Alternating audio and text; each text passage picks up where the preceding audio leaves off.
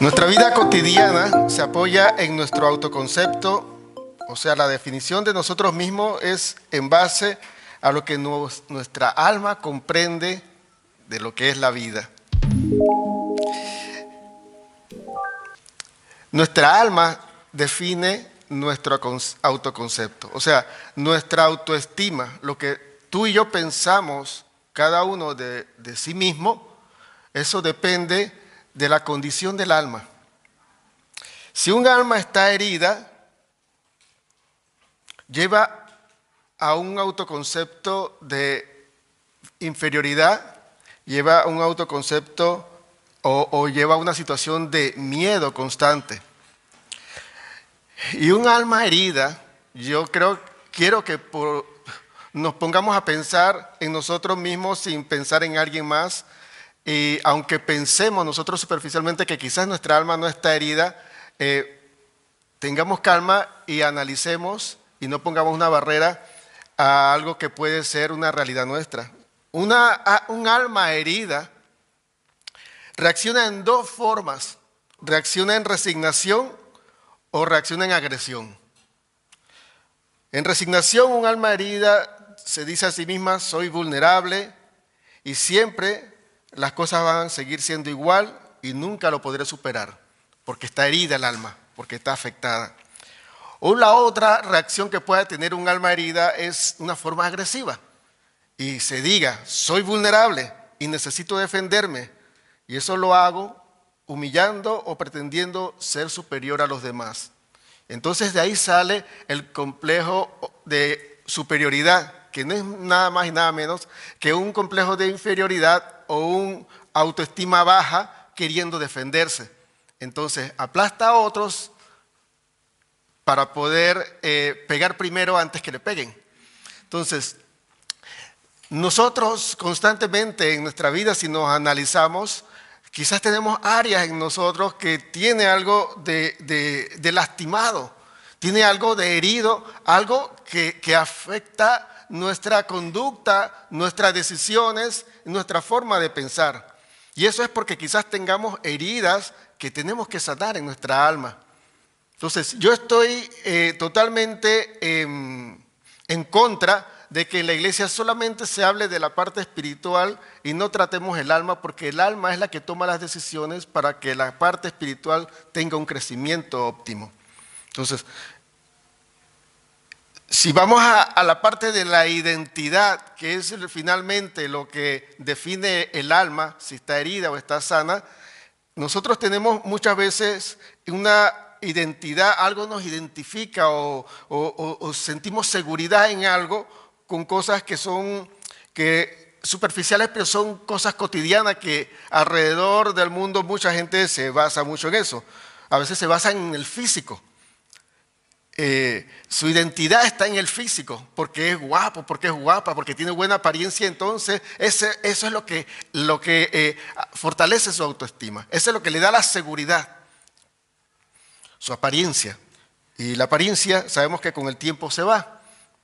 Muchos de los que han sido muy guapos, muy atractivos ya con el tiempo, ya cuando son viejitos, no sé si usted ha visto en las redes sociales los artistas de antes y cómo están ahora. O sea, todas las cosas que son aparentemente hermosas, llega el tiempo y se las cobra.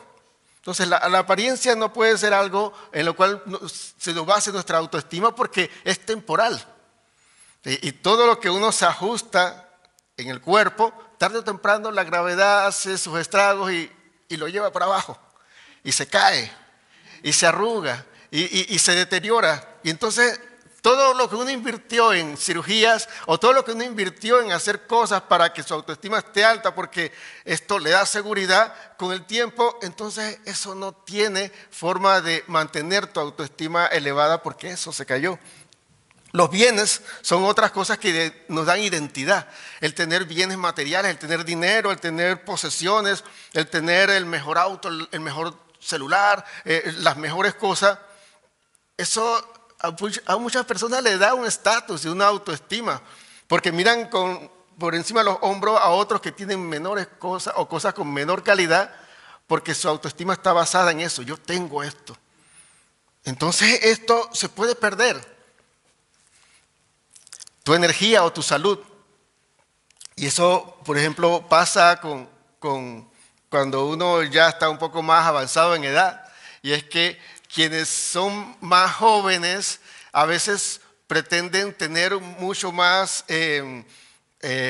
arrogancia ante otras personas que somos un poco ya pasados los 50, donde algunas cosas con el tiempo uno le da un dolor en la espalda, o sea, y es absurdo porque uno no es que ha hecho el gran esfuerzo. Yo la otra vez estaba lavando los platos en la casa y me dio un dolor en la espalda aquí. Y fui a cerrar el lavavajilla y después no podía levantarme. Y dije, esos son 50 años. Ahora puede venir cualquier pretencioso joven y decir, mira, estás así, qué viejo, no puede ni levantarse. Y entonces basa su autoestima en su energía, en su fortaleza, en su salud. Pero eso con el tiempo cambia también, porque aquellos que se presumen de energía, de fortaleza, llegarán a ser viejitos. Entonces, la energía con la cual uno hace las cosas, a veces es como eso que me da la seguridad, que me da mi identidad, me dice, yo soy, bueno, tranquilo, yo sé hacer esto. Apoyar tu identidad en esas cosas no es bueno porque eso también es transitorio. Y último, para no seguir con más ejemplos, el conocimiento. A veces nos hacemos superior a los demás porque sabemos algunas cositas más que otros.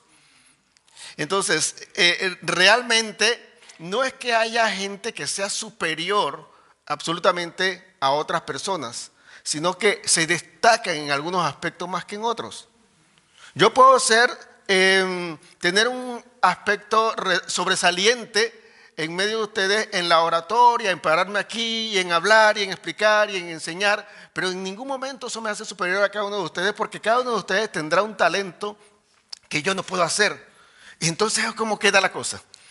Yo no puedo presumir de una absoluta importancia cuando todos tenemos valor y todos tenemos algo en lo cual somos destacados. Entonces, la autoestima en nuestras vidas muchas veces se basa en lo que no puedo hacer o a veces en lo que puedo hacer y no se basa en lo que yo soy de verdad. Entonces, yo quiero es que empecemos a estudiar este aspecto y lo vamos a hacer con la palabra de Dios porque estamos en la iglesia y necesito hablar de la Biblia, así que lo siento. Tengo que combinar la vida real con la Biblia porque ese es el key del asunto, esa es la clave de la vida. Cuando el manual de vida de quien creó la vida, te lo lees, entonces tú puedes comprender todo el funcionamiento y cómo es el know-how, cómo es la cosa, de qué se trata todo esto.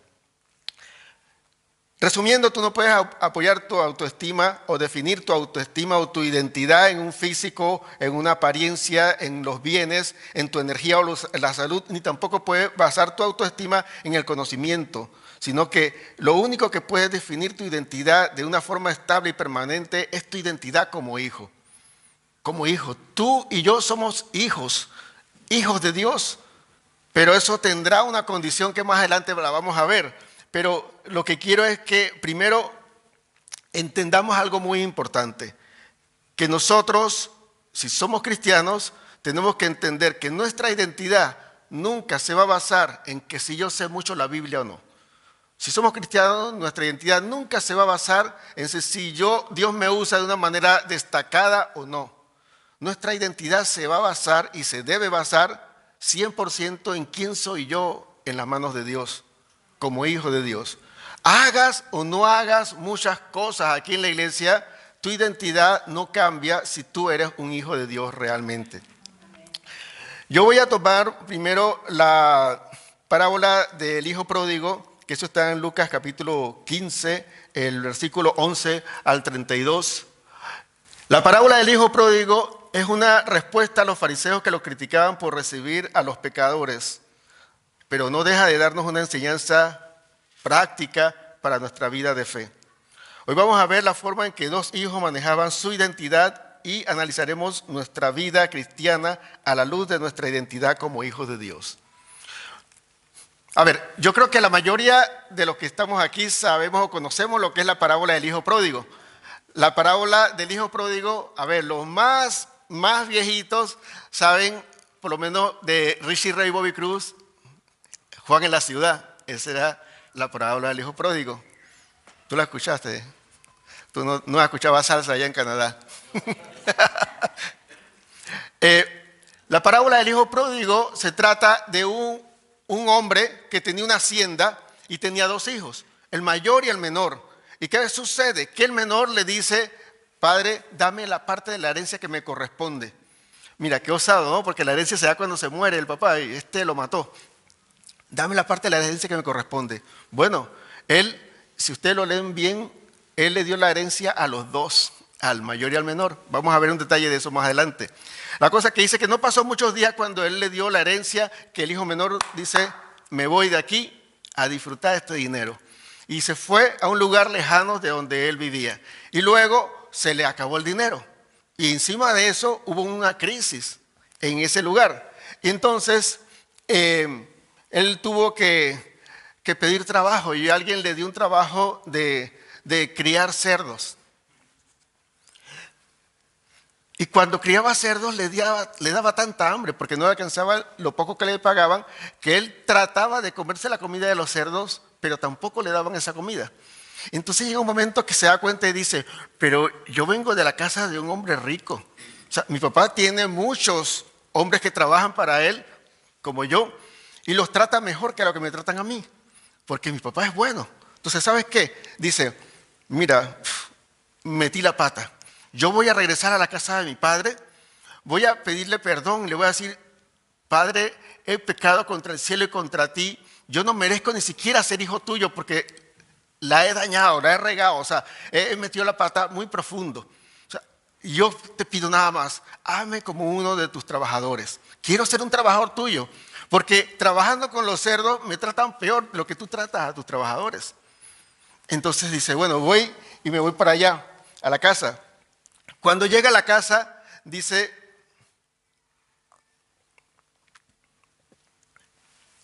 a ver, lo que tienen la Biblia y están leyendo y lo pueden ver por ahí, pueden captar algo muy interesante. Cuando él va a la casa, antes de llegar a la casa, el papá lo ve y el papá corre a él. Lo abraza y él empieza su discurso de perdón.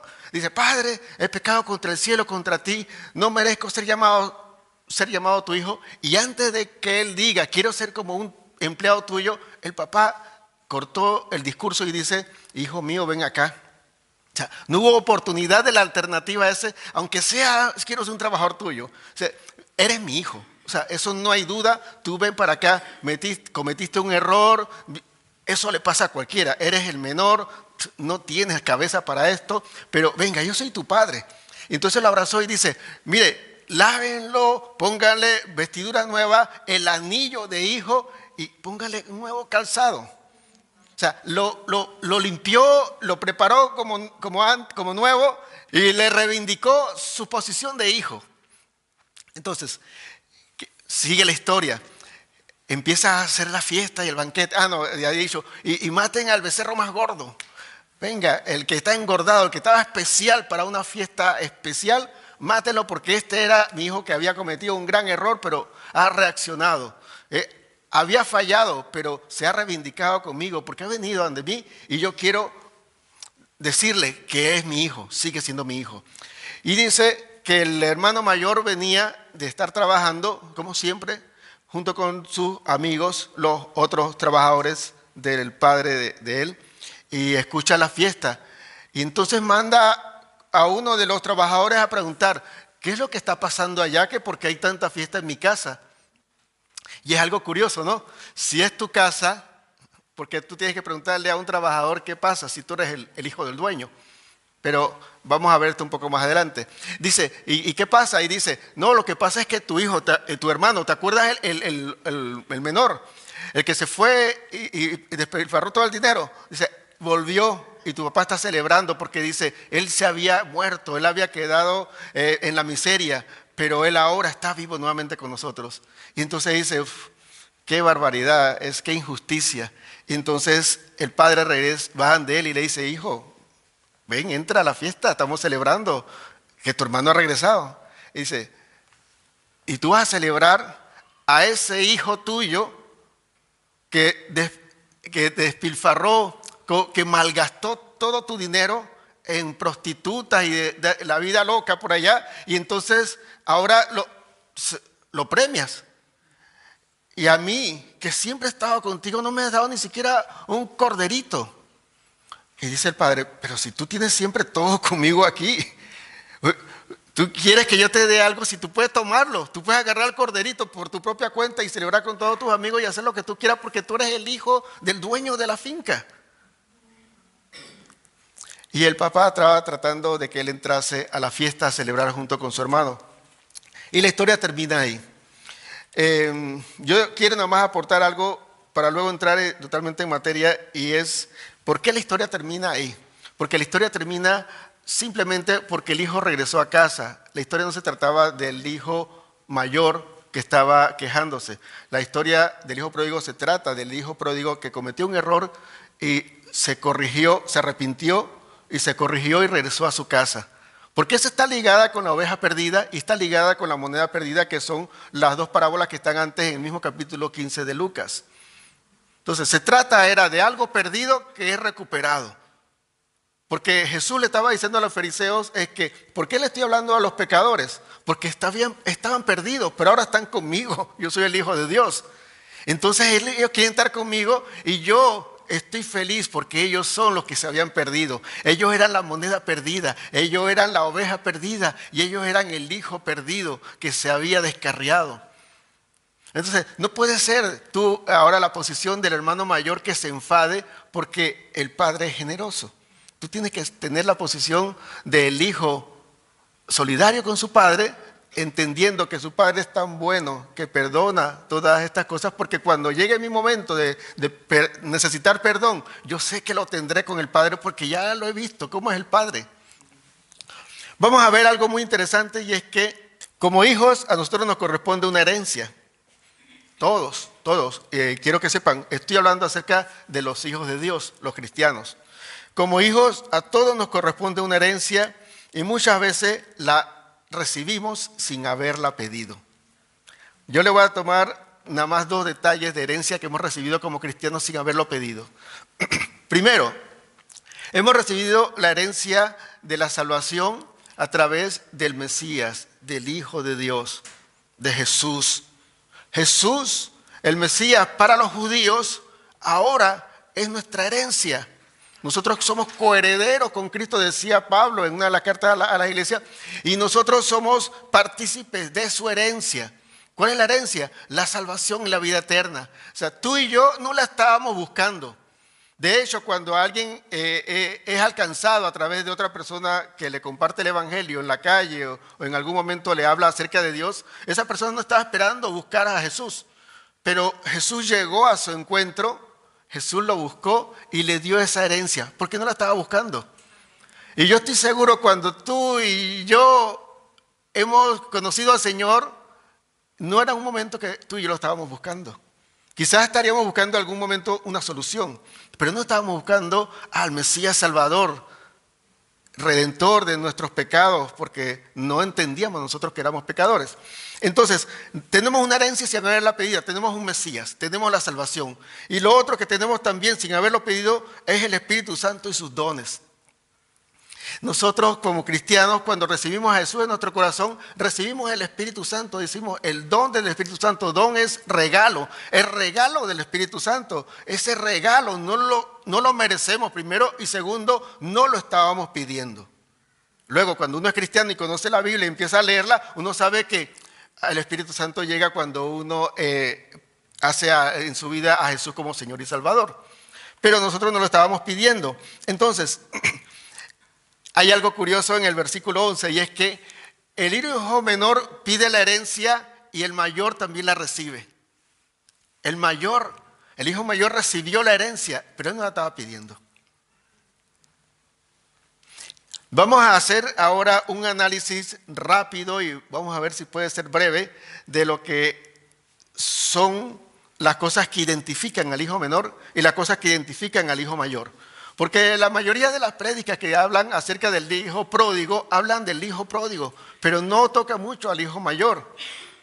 Y les aseguro algo, que aquí en la iglesia hay muchas personas, y en el mundo entero, en las iglesias cristianas, hay muchas personas que son hijos mayores, hijos amargados, porque Dios tiene misericordia de los pródigos. Y no les parece bien que la gracia sea derramada sobre otra persona y no reconocen que ellos están llenos de la gracia de Dios. Hay otra cosa interesante que hay en esto, y es que si vemos que el hijo pródigo no estaba en la casa porque estaba con los cerdos, el hijo mayor tampoco estaba en la casa porque estaba con los jornaleros. El hijo mayor tenía que preguntarle a los jornaleros qué pasaba en su casa, por qué él no estaba en su casa. Entonces, voy a entrar a la comparación del hijo mayor y el hijo menor, pero quiero decirle algo. A veces hay hijos mayores, hay cristianos que aunque físicamente están aquí, no están en la casa del Padre y no se enteran de la gracia y la misericordia de Dios del Padre, cómo actúa y cómo es efectiva en todos, porque están con los jornaleros, están trabajando para el Señor de la obra y no están con el Señor de la obra. Las identidades del hijo menor, vamos a verlo con los versículos, vamos a ver. Como decía, estamos en Lucas capítulo 15, el versículo 11 dice, la característica principal del hijo menor es que tenía comunión con el Padre. Versículo 11 y versículo 20. Versículo 11 dice, un hombre tenía dos hijos, el 12 más nada, y el menor de ellos dijo a su padre, Padre, dame la parte de los bienes que me corresponde, y le repartió a los dos sus bienes. El hijo menor sabía que su papá era generoso. El hijo mayor no. Ahora, el hijo menor sabe que su padre es generoso. En el versículo 20 dice, y levantándose vino a su padre, y cuando aún estaba lejos lo vio su padre. Levantándose vino a su padre. Hay dos cualidades que hay en versículo 11 y versículo 20. Y en las dos veces sale que el hijo menor fue a su padre. Cuando el padre quiso dar la herencia, entonces el padre se acercó al hijo mayor y a los dos le dio herencia. Cuando el padre celebró el regreso del hijo pródigo, entonces el padre fue ante el hijo mayor. La pregunta es, la característica principal del hijo menor, que nosotros condenamos por ser pródigo, por haberse gastado el dinero, que ahora vamos a ver detalles de esto, del gastar los bienes de Dios, que lo criticamos mucho por ser hijo pródigo, era una persona que conocía a su padre. Sí, la pregunta es a todos los que estamos en la iglesia. O sea, ¿tú conoces a Dios, tu Padre de verdad? Al punto de saber que Él es generoso y al punto de saber que Él es misericordioso. Porque muchas veces no actuamos como tal. Segunda característica, algo negativo. Dice en el versículo 11, más bien el 12, dice, y le dijo, dame la parte de los bienes que me corresponde. Esa característica tiene que ver es que el hijo menor quiere algo para lo cual no está preparado. De la única forma en que él pueda recibir todas las riquezas que le tocaba como herencia y despilfarrarla o malgastarla es porque él no estaba preparado para recibir esa riqueza. Y una característica que tiene, una de las características de los hijos menores es que piden lo que no saben o piden algo para lo cual no están preparados.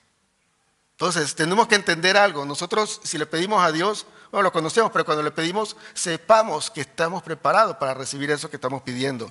Versículo 13 en la parte primera dice, no muchos días después, juntándolo todo, el hijo menor se fue lejos a una provincia apartada. El hijo menor tiene todo en la casa de su padre, pero busca saciar su alma fuera de la casa del padre. Todo lo tienes en casa, pero quieres buscarlo afuera. Entonces quiero que en esta identidad del hijo menor vayamos buscando si esto nos identifica, valga la redundancia, a nosotros en aspectos en los cuales nosotros actuamos, procedemos, pensamos o nuestro criterio. Y también dice que malgastó, desperdició sus bienes viviendo perdidamente.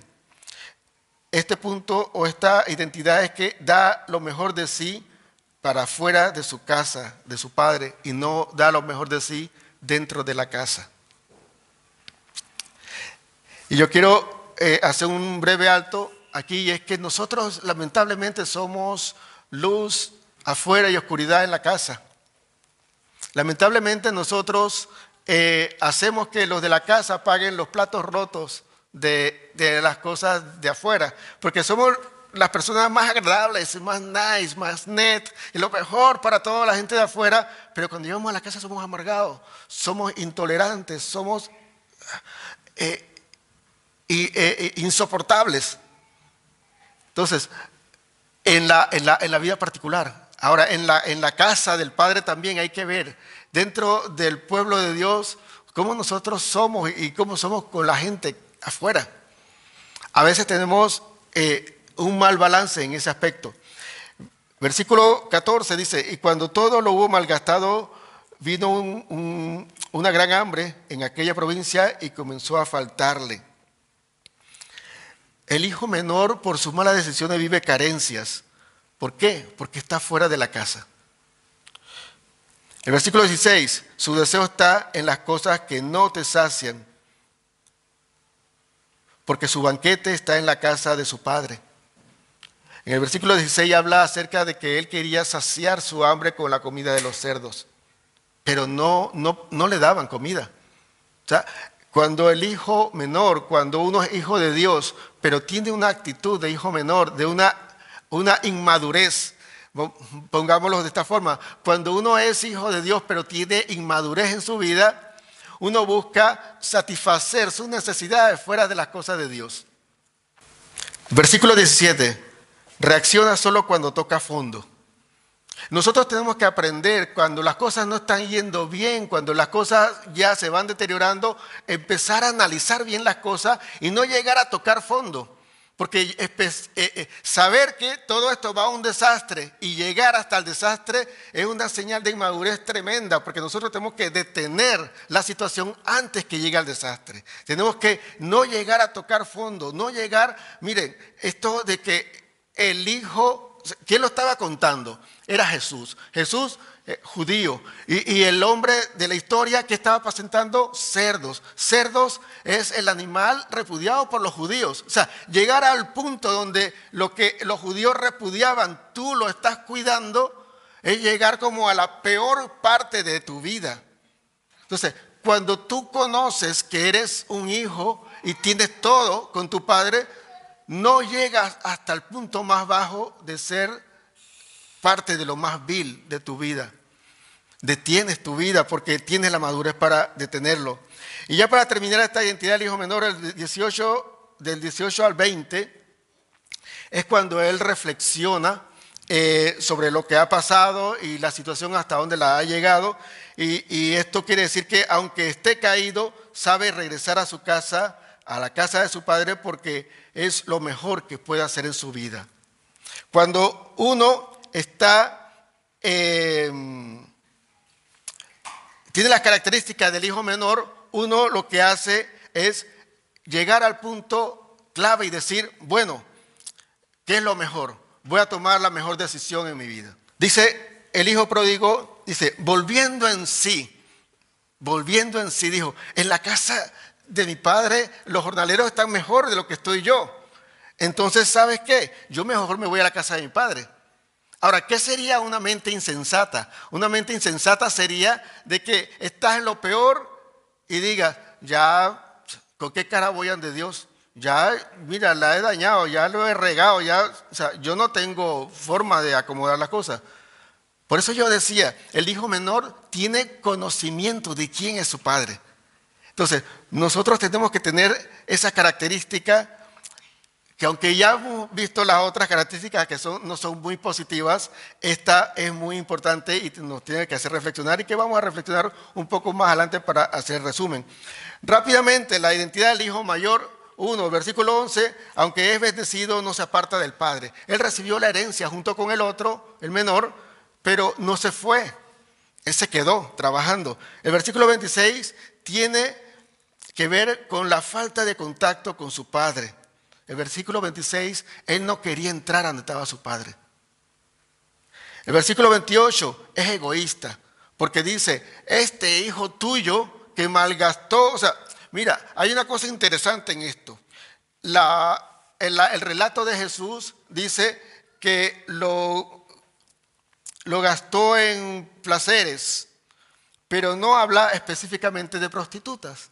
Ahora, hay dos hipótesis. Una, o el hijo mayor sabía lo mal que le estaba pasando el hermano menor y no decía nada y no ayudaba, o la otra hipótesis es que se inventó y dice, él estaba mal, él estaba con las prostitutas también. Y eso puede pasar, porque tu egoísmo, tu forma de nada más velar por ti, muchas veces hace querer hundir a los demás, querer dañar, querer manchar el nombre de los demás, porque ahora lo están celebrando, ahora le digo que andaba con prostitutas también, a ver, ¿cómo te quedó? Entonces, la actitud egoísta, eso a veces la tenemos nosotros dentro de la casa. No nos fuimos con el hijo pródigo, pero estamos dañando a los que están alrededor con difamación. Estamos dañando a los que están alrededor con nuestro punto de vista egoísta porque no queremos que se celebre la misericordia de Dios en la vida del hermano menor. Entonces tenemos que tener cuidado en eso porque no podemos tener la identidad del hijo mayor. Ok, la otra cosa en el versículo 29 dice que él venía con los jornaleros. Y él venía y entonces le manda a decir a uno de los jornaleros que le averigüe qué está pasando. O sea, no tenía una mentalidad de hijo, tenía una mentalidad de esclavo. Porque yo les digo, no sé si ustedes piensan como yo. Si yo soy el hijo del dueño y está una fiesta ahí, mira, la fiesta es conmigo, no con los otros trabajadores, así que yo voy allá a la fiesta. Si hay, en mi casa está todo adornado, con adornos de fiesta y música y alegría y todo el mundo está contento, eso es conmigo. O sea, yo no puedo tener una actitud de que yo me pare afuera de la casa y vea la alegría y diga, ¿y qué está pasando aquí? O sea, yo no me siento hijo o yo no me siento parte de la casa. Entonces a veces nosotros no entendemos la misericordia del Señor y entonces nuestra vida es de esclavo y estamos nosotros nada más viendo desde afuera diciendo, ¿pero por qué? Y eso no está bien. Y a todo le veo un pero, porque tenemos mentalidad de esclavo. Y al final, versículo 31, cuando él dice, ni siquiera me habías dado un cabrito, dice el padre, pero por Dios, si yo tengo, o sea, todo para ti, las puertas abiertas, o sea, tú puedes agarrar cualquier cosa que quieras, haces tu celebración con tus amigos y no tienes que ni pedirme permiso, eso es tuyo. Porque ¿qué pasaba? Que el hijo mayor no sabía con qué contaba. Ahora, volviendo al inicio, ¿qué define tu identidad o tu seguridad? El físico, tu apariencia, tus bienes, las marcas de ropa que viste o las marcas que tienes o el dinero que tienes, que posees, tu energía, tu salud, tu juventud, es tu identidad, es lo que te da la seguridad. O el conocimiento que tienes acerca de las cosas de Dios, las cosas del trabajo, que eres experto en algo laboral y entonces ya eso es tu identidad. Tú eres el máster, el licenciado, el tal y cual. No, tu identidad la define es tu forma de ser hijo. Tú como hijo o como hija de Dios, eso es lo que te define. Aquí dentro de la iglesia no tiene que haber doctor, o sea, existen obviamente, pero no hay forma de presumir doctores, maestros, nada. No hay que presumir absolutamente nada porque todos somos iguales delante de Dios. Somos hijos de Dios y somos cristianos. Ahora, lo que yo quiero aclarar en esta parte es, si Jesús es tu Señor y Salvador, tú eres un hijo de Dios. Y eso lo dice el Evangelio según San Juan, capítulo 1, versículo 11. A todos los que recibieron a Jesús les dio la capacidad, el poder, la potestad de ser hechos hijos de Dios. Tú y yo somos hijos de Dios cuando Jesús es nuestro Señor. De lo contrario, somos criaturas de Dios. Entonces, hay una mala teoría que dice que todos son hijos de Dios. No, todos son hijos de Dios. Hijo de Dios es aquel que reciba a Jesús como Señor y Salvador. Y el resto somos criaturas de Dios que Dios está buscando redimir y traer a su familia de la fe para que seamos todos hijos de Dios y formemos la parte de la familia de la fe. Si Dios te recibe como padre, entonces te toca a ti actuar como un hijo. Un hijo, voy a hacer una recapitulación breve y rápida de las características que leí hace un momento. Un hijo tiene comunión con su padre. Un hijo espera el tiempo del Señor y no se adelanta a las cosas pidiendo herencia. Un hijo se sacia en la casa de su padre, no busca saciarse afuera. Un hijo da lo mejor en su casa. Un hijo no le falta nada porque todo lo que está en la casa él lo tiene.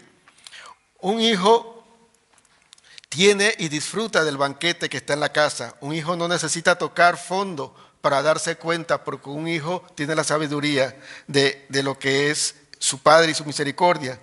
Y un hijo, aunque esté caído, sabe que su padre lo levanta.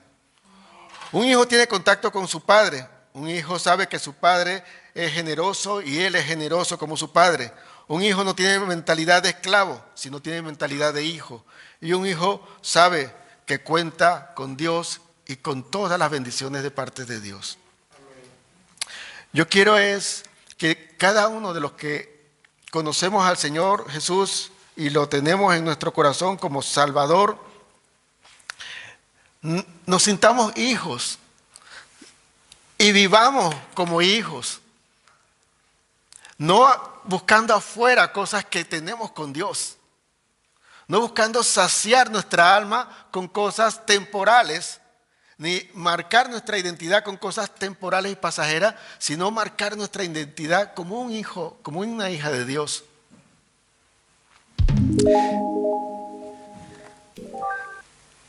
De lo contrario, si no somos hijos, somos de los trabajadores, de los jornaleros, que no tienen parte en la casa. Quiero dejar esta reflexión aquí porque quiero ya orar y quiero que, como tenemos ya costumbre, escuchar una alabanza que habla acerca de que si somos hijos no somos esclavos ya. Y una esclavitud que más nos mantiene en esclavitud y sin darnos cuenta es el miedo. Un hijo realmente está confiado en su padre. Un esclavo simplemente vive de miedo de qué es lo que puede sucederle. Un hijo está seguro. Un hijo sabe que cuando haya tocado fondo, regresa nada más a la casa de su padre y él lo recibe, porque conoce a su padre, porque es su hijo. Entonces nosotros tenemos que tener una mentalidad de hijo de ahora en adelante y no de esclavo, aún en las cosas pequeñas y más sutiles. Vamos a orar. Señor, yo te pido en el nombre de Jesús que tú nos ayudes, Dios, a tener la mentalidad de hijos tuyos, Dios, a tener esa mentalidad o vivir esa realidad de ser hijos tuyos, Dios, en los cuales nosotros podemos vivir confiados de que todo lo que sucede alrededor no afecta nuestra vida integral espiritual, aunque afecte nuestras emociones, aunque afecte nuestra parte física, nuestra economía, nuestra integridad no la afectará porque somos hijos tuyos. Ayúdanos, Dios, a ser libres del temor. Ayúdanos a ser libres de toda angustia y de todas las cosas que en este tiempo están desestabilizando nuestra vida y nuestras emociones. Ayúdanos, Dios, a estar estables en este tiempo en el que estamos viviendo, Señor. A no buscar afuera lo que tenemos dentro de tu casa. Y a no estar viviendo contigo, pero siendo como un extraño, Dios, que no sabemos con qué contamos en ti. Ayúdanos, Dios, a ser verdaderamente hijos, Dios. Ayúdanos a aprender de los ejemplos que hemos leído en el día de hoy, del mayor y del menor, y no caer en ninguno de los errores, Dios. Ayúdanos, Dios, a ser hijos tuyos y no más esclavos del temor. en el nombre de Jesús. Amén.